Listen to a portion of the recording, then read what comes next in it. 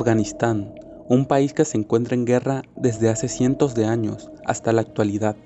Aproximadamente 300 años antes de Cristo, el famosísimo Alejandro Magno extendió los dominios del Imperio griego desde el Mediterráneo hasta la India, conquistando los grandes territorios de Macedonia, incluyendo lo que hoy en día es Afganistán. Alejandro Magno no fue el último conquistador que pasó por aquí. De hecho, a lo largo de la historia han habido un montón de imperios y conquistadores queriendo gobernar en Asia Central. Y entre el siglo VII y el siglo X, muchos de estos conquistadores llegaron desde la península arábiga, a la cual a principios del siglo VII y a partir de la aparición de un ángel a un hombre llamado Mahoma, que después se convertiría en un profeta, nació una de las religiones más grandes del mundo, el Islam. Un tema del cual podríamos llevarnos horas, pero hoy me enfocaré principalmente en la guerra que han tenido Estados Unidos, los talibanes y el gobierno de Afganistán. En un mundo real de caos y maldad, la vida se te vuelve sentencia. La masa es tan cruel con el que fluye bien, por eso hay que volverse un poco trans. Mr. Trans te va a hacer bailar con su fluir, te puede contagiar. Elegante siempre está, los problemas los verá con su actitud. Bueno, y a todo esto, ¿quiénes son los talibanes? Te voy a platicar una anécdota que me contó un familiar. Para ello, nos iremos a viajar unos cuantos años al pasado.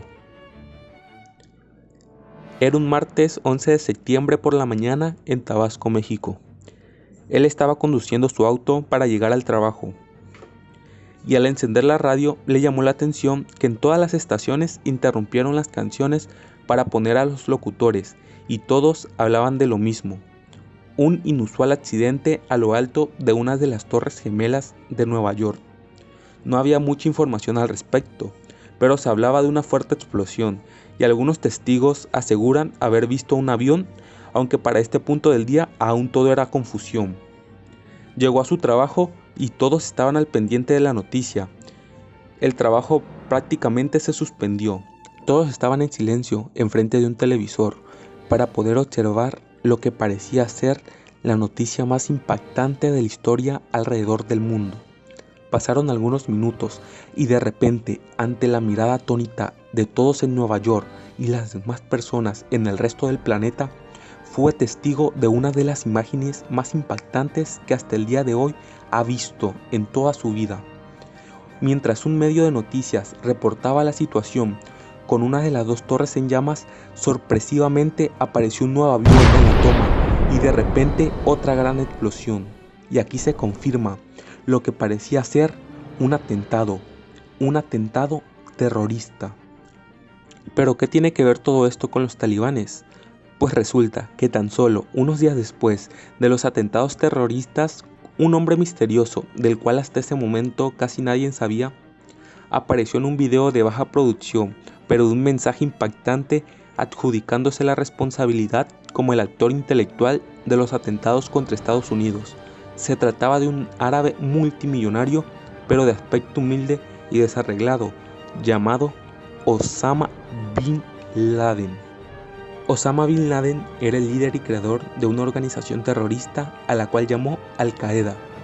Esta organización operaba desde un lugar en las montañas de un país lejano llamado Afganistán, en el cual en ese momento y después de una intensa guerra civil era controlado por un grupo paramilitar denominado Talibán.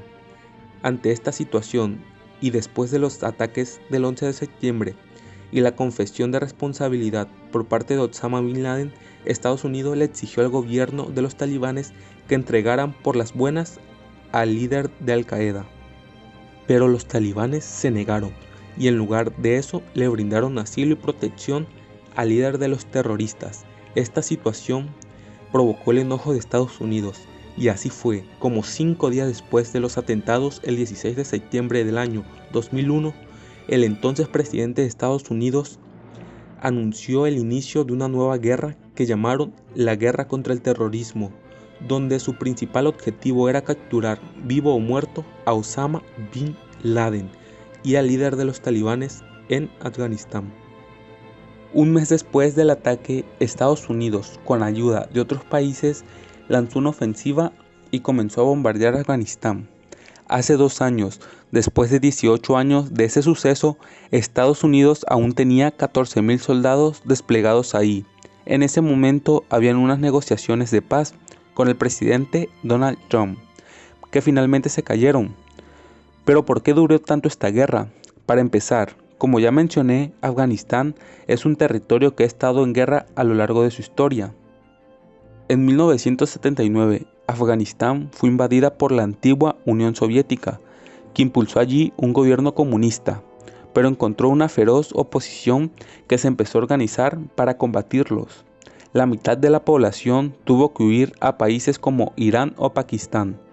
10 años después, en 1989, cuando cayó el campo socialista, también se retiraron las tropas soviéticas de Afganistán.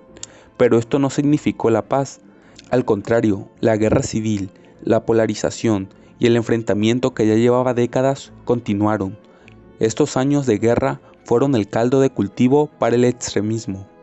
En 1999, los talibanes tomaron el control de la capital, Kabul, quienes prometían luchar contra la corrupción y que introdujo una versión extrema del Islam, prohibiendo la música, el cine y el trabajo para las mujeres. Impusieron castigos como la muerte a pedradas, amputaciones, se expandieron con mucha fuerza. Tan solo un año después ya controlaban 1/3 del territorio afgano, y ya por esta época escondían a Osama Bin Laden y Al Qaeda en su territorio. En este escenario comenzó la guerra, que ha tenido varias etapas. Solo 2 meses después de la intervención estadounidense, el régimen talibán colapsó. Sus soldados huyeron a Pakistán, pero estábamos muy lejos del final. Nuevo gobierno respaldado por Estados Unidos tomó el poder en 2004, luego de unas accidentadas elecciones, pero nunca se consolidó un gobierno afgano fuerte, y los talibanes nunca perdieron totalmente el control.